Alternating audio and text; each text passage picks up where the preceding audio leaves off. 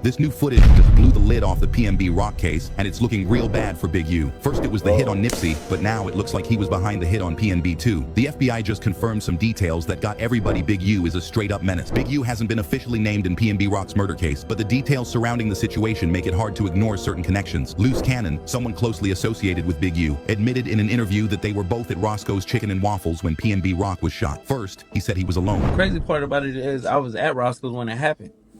You know, dude was like, he wanted that chain. He said no, and boop boop, no questions asked, and just took it and bounced.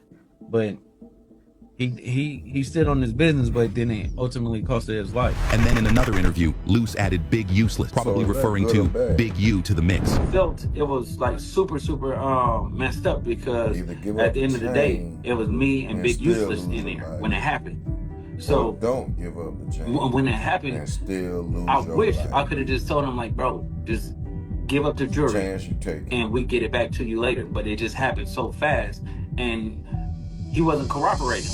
Big U himself, however, was asked about the Pnb situation, but as you can expect, he kept his mouth shut about where he was at the time. The situation that happened with Pnb Rock at Roscoe's Chicken and Waffles. You know, when it come down to that situation and everything like that, what are your thoughts on what happened to Pnb? I mean, it could happen to everybody. Just to be honest with you, I have spoke on that. It's about greed. You know what I mean? Greed, envy, same thing I did. I mean, I did that. I was on the other side of, I grew up and I lived on the other side of what Pnb Rock was.